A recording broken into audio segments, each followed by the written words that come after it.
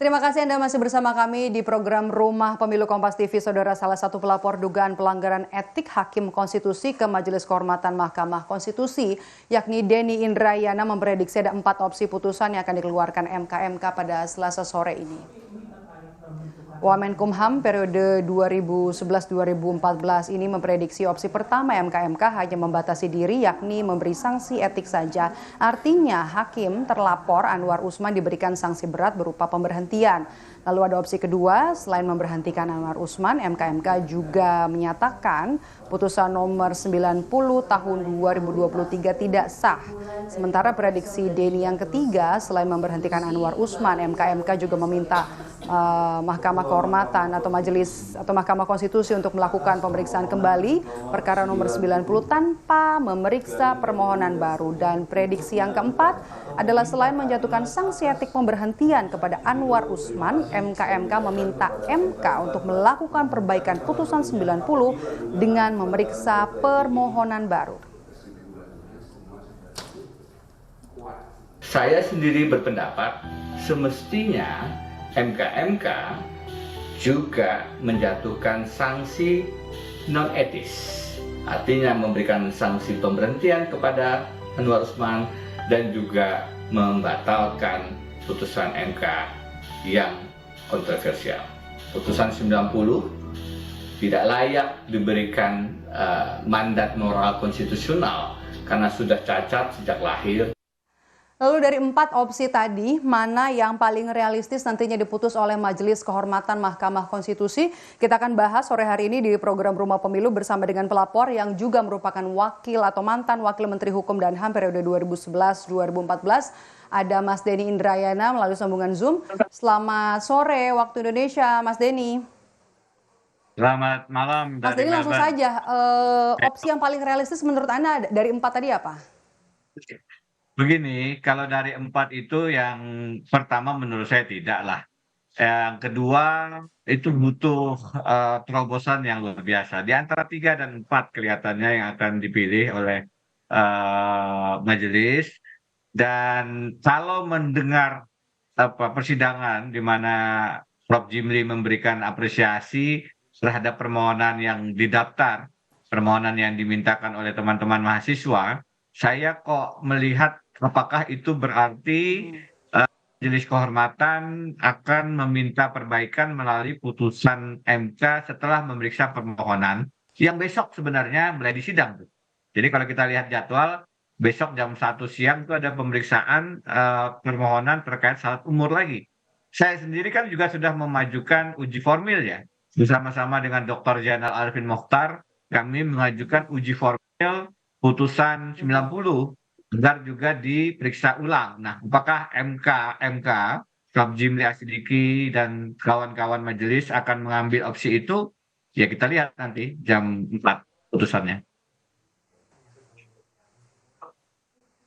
Jadi bukan opsi kedua, selain memberhentikan, MK juga menyatakan putusan nomor 90 ini tidak sah, itu bukan jadi opsi ya, tapi ada putusan etik dan kemudian juga memulai perkara baru dengan materi laporan atau uji materi yang baru, begitu ya?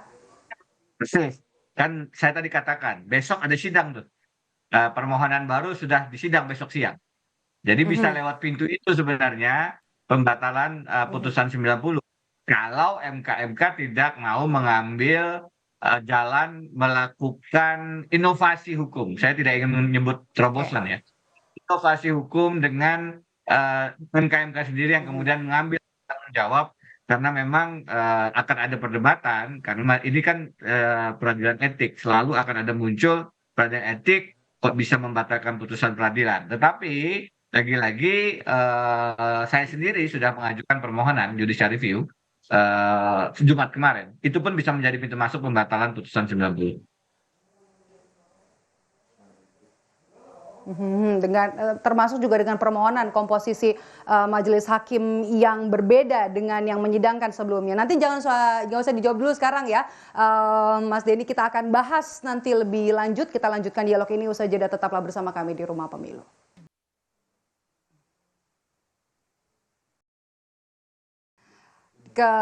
Saya masih bersama dengan salah satu pelapor dugaan pelanggaran etik Hakim Konstitusi ke Majelis Kehormatan Mahkamah Konstitusi yang juga merupakan mantan Wakil Menteri Hukum dan HAM periode 2011-2014, Mas Denny Indrayana bergabung bersama kami lewat sambungan Zoom sore hari ini. Mas Denny tadi sudah memaparkan ada 4 opsi yang kemungkinan nanti akan diputus oleh Majelis Kehormatan MK. Sudah menyampaikan tadi kira-kira apa yang paling realistis. Besok juga masih akan ada sidang untuk gugatan baru, uji materi baru untuk putusan 90 ini. Menurut Anda, Mas Denny, apakah ini ada yang berpendapat bahwa ini adalah upaya atau sebagai upaya untuk menjegal seorang Gibran Rakabuming Raka untuk maju di Pilpres 2024? Tanggapan Anda bagaimana? Ya, pendapat demikian bisa saja muncul. Tapi kalau saya ditanya, ini adalah tanggung jawab etika moral saya. Jadi tidak ada kaitannya dengan strategi elektoral begitu.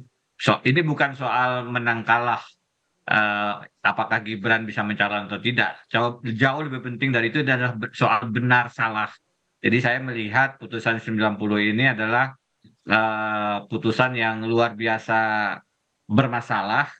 Ada banyak cacat konstitusional di sana, dan salah satu yang paling mendasar adalah posisi daripada Anwar Usman, Ketua Mahkamah Konstitusi, yang seharusnya mundurkan diri dari pemeriksaan, apalagi pengambilan keputusan putusan 90, karena terkait dengan kepentingan keluarganya, yaitu Presiden Joko Widodo dan Gibran Rakabuming Raka. Itu yang paling mendasar, dan itu yang harus kita luruskan, karena mencederai kewenangan Mahkamah Konstitusi yang sekarang sayangnya dipelesetkan menjadi Mahkamah Keluarga itu. Ini yang harus kita luruskan dengan upaya yang luar biasa, tidak biasa-biasa saja. Mudah-mudahan Majelis Kehormatan Mahkamah Konstitusi menangkap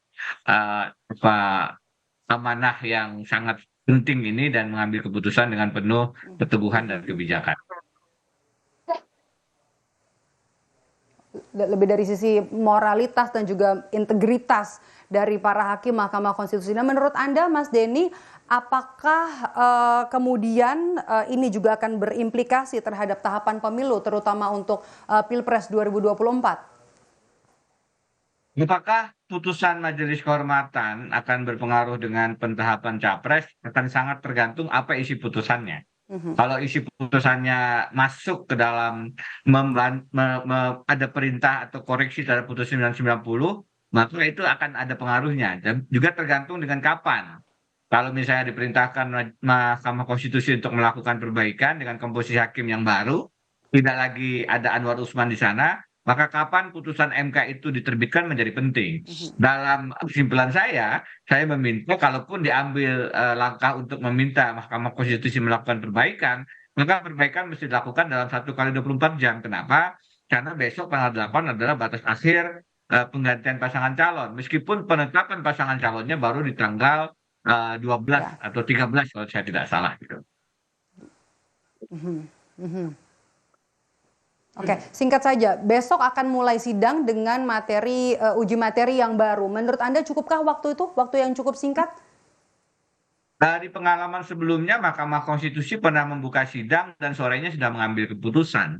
Jadi kalau bicara cukup atau tidak, sebenarnya tergantung kepada bagaimana Mahkamah Konstitusi melihat ini sebagai sesuatu yang urgent. Saya sendiri dengan Dr.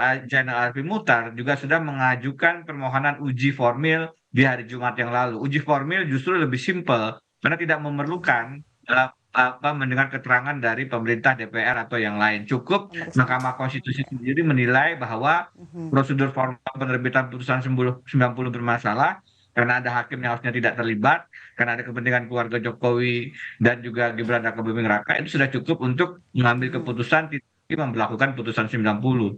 Nggak tahu kalau ternyata waktunya masih diperlukan lebih dari 1 hari, kami juga memberikan opsi memutuskan sela. Ada putusan provisi yang kami minta agar putusan 90 ditunda pelaksanaannya. Itu pun bisa diambil jika Mahkamah Konstitusi mau menyelamatkan pemilihan presiden kita dari kepentingan keluarga, dari kepentingan yang merusak demokrasi. Oke, di bahu para majelis kehormatan dari Mahkamah Konstitusi nanti akan diputuskan, dipercayakan moralitas dan juga integritas yang publik berikan kepada mereka dan juga akan tertuju matanya semua ke Mahkamah Konstitusi hari ini, sore hari ini menanti putusan apakah memang benar ada dugaan pelanggaran etik dan kalau memang iya seberapa besar nanti dugaan pelanggaran. Terima kasih sudah bergabung bersama kami di program Rumah Pemilu Kompas TV hari ini, Wakil Menteri Hukum dan HAM periode 2011-2014 dan juga sekaligus pelapor ke Majelis Kehormatan MKMK, Mas Denny Indrayana. Sehat selalu Mas Denny.